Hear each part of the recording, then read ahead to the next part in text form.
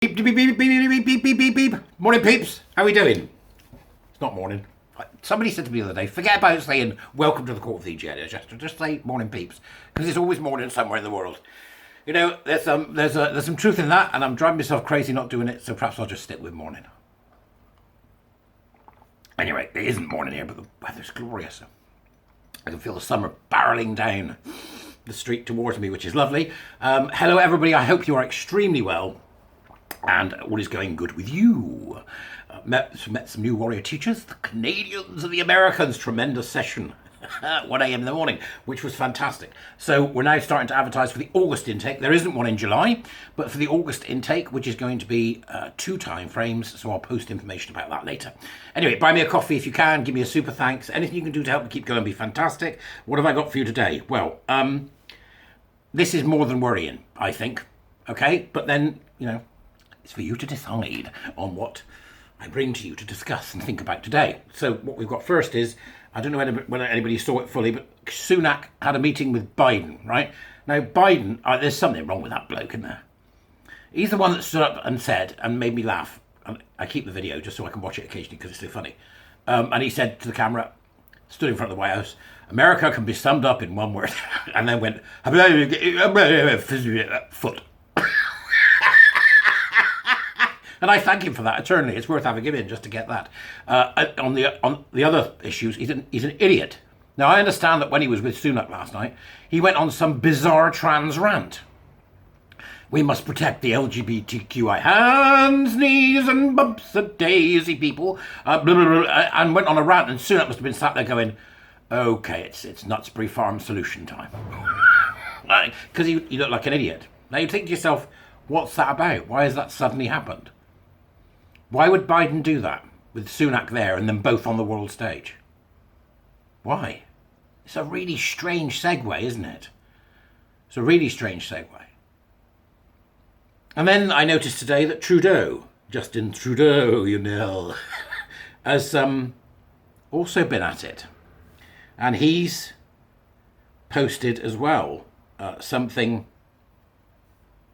which is utterly, again, this strange, bizarre statement, which he posted about 4 hours ago, well, 12 hours ago, whatever it is now. He put, we're partnering with at Rainbow Railroad, right? We're a North American charitable organisation that helps LGBTQI people get to safety, to protect refugees and to help them find a safe home here in Canada, because everyone should be able to live free from discrimination, persecution and violence. More here on this announcement.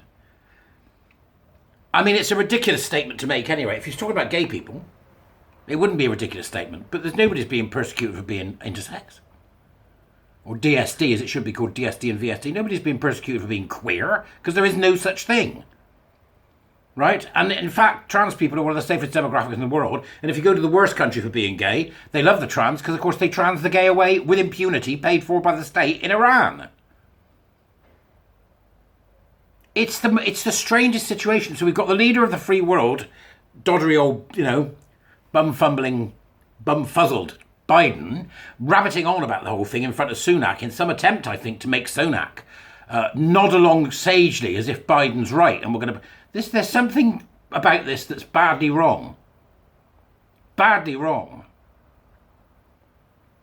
And if you don't see it, I put in my tweet this morning, then you are not only willfully ignorant, you're a danger to yourself and others.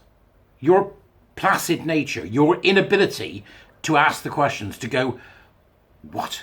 There's something wrong here. So we get Biden doing what I think was apparently an attempt to shame Sunak on public television in front of the world's media, to supporting this ridiculous, vapid gender identity ideology, queer theory, and all the crap that comes with it. Then you've got Trudeau a few hours later putting out a statement saying we're going to partner with this organisation to help the LGBTQI, when there's no reason for that QI people to escape. I mean, the T's maybe from Brazil, where they're prostitution, where they're killed by being mixed up in all that. But I don't. It's just, can you not see it? Can you not see it? So correlation is not proving that something's connected, is it? But you've got to ask yourself the question, why are they doing this? Why are they doing this? Now, Gad Saad responded to this by saying, please try to incorporate the unique devastation, thank you, Gad, it's wonderful, the unique devastation facing the LGBTQI plus refugee community when it comes to climate change. Let's deliver better defences against tsunamis using principles from feminist glaciology. Using diversity, inclusion and equity, we can deter tsunamis and fight transphobia. Right? Which is fantastic. Well done, Gad Saad. This guy gets it. As if he hasn't. He has for years. He's been telling people what's going on. And then it gets even more peculiar. So I was looking this morning to see what was popping up on my feed. You know, you subscribe to stuff to see what's coming up and what's going to be of interest for me to talk to you about. And we come across an article on Spiked Online from a young lady called Raquel Rosario Sanchez, who is a veteran of this particular fight. And this is what the article says. Those concerned about the global erosion of free speech have been rightly shocked by Ireland's Criminal Justice Incitement to Violence or Hatred and Hate Offences Bill. Under its authoritarian provisions, anyone who offends someone with certain protected characteristics, such as race, religion and gender, could be in prison for up to 5 years. This is deeply worrying, but it is nothing compared with what is being put forward by the government of the Dominican Republic. In 2021, the Ministry of Women, in alliance with a deputy from the left-wing Democratic Choice Party, proposed an unbelievably draconian piece of hate crime legislation. This law promises to penalise anyone who incites hatred against a group or person due to their gender identity or other protected characteristics, with 30 years in prison and fines of up to 100. That's the minimum wage times 100. 100 times the minimum wage. This hate crime proposal could soon be passed into law as part of the Dominican Penal Code, the latest iteration of which is currently passing through the legislature. It is difficult to overstate how punitive this law would be. A 30-year jail sentence is the harshest penalty that the Dominican state can impose for any crime. Armed robbery gets you 5 to 10. Same goes to torture. Rape, 10 to 15. 20 if it's a minor. Murder gets you 30. Yes, the Ministry of Women's full hate crime proposal includes other protected characteristics such as religion, disability or race, but it's the inclusion of gender identity as a protected characteristic that really stands out. After all, the concept of gender identity means virtually nothing to the vast majority of Dominican citizens. I urge you to go and have a look at this in the Dubras as usual. Make no bones about it. Right? I'm going to say it again. If you can't see this by now, you are willfully ignorant and a danger to yourself and others. Okay? All hate speech laws must go. All censorship must cease that does not break the law, as in, for example, the promotion, production and distribution of child pornography, or fire in a cinema, or libel, shouting fire in the theatre or the cinema, or libel.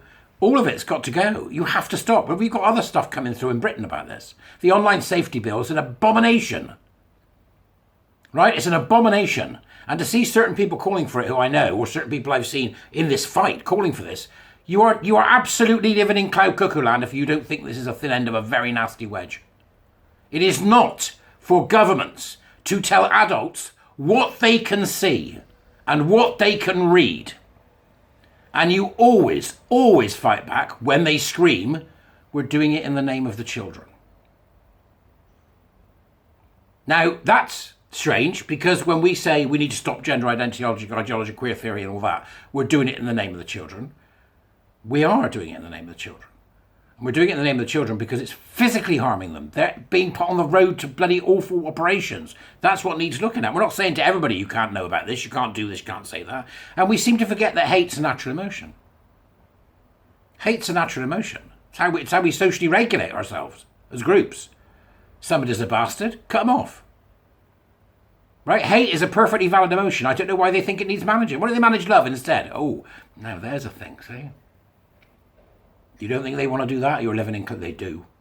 This is Brave New World stuff, and in George Orwell. It's all the horrors from the books written by these people who had the most extraordinary foresight to recognise where this takes us. It's all coming down the tubes. The online safety bill must go. We need a bill that does exactly the opposite. We need a bill that says that only where something has directly broken the law will it be allowed to be taken down from social media. Directly broken the law, right? Okay, so all laws in regard to censorship must end. We do it the other way around. You only censor that which absolutely needs to be. Libel. Yep, libel. Child sex abuse imagery. Yep. Calls to violence, calls to death. That's all you censor. We're adults. We don't need a parent. That's all you censor. Right? And then parents need to start taking responsibility for their children. Most do, of course, but there are those that don't, that cause serious troubles for everybody else. And if you really want to make your child safer, take their mobile phone off them till they get 14. Just get rid of it till they're old enough to start being taught about what it is and what it means and what it does. Get them off the internet, get them outside.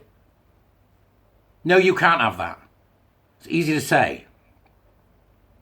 We need to look at laws that are going to safeguard the future for you and your children and for people who don't have children. I mean, I won't be here, so why do I care? I care because I worry about young gay people. Right? I care because I worry about young gay people. We have to do something. We have to ensure that laws are in place that mean cash never disappears. What about that one? We have to put laws in place that mean under no circumstances can there ever be a social credit system. Which is exactly what's being built right now in most organisations around the country. A social credit system with a tick box style of Stonewall. Social credit system.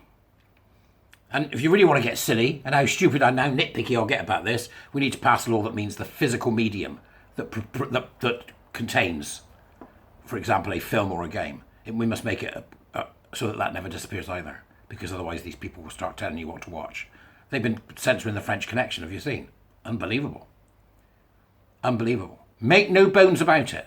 Unless we solidify in our laws the absolute right for an individual to first off, foremost, and before everything else, to be left alone, then the future for everybody will be bleak. Or perhaps it's just me. Go well, good Jesterites. I shall see you soon.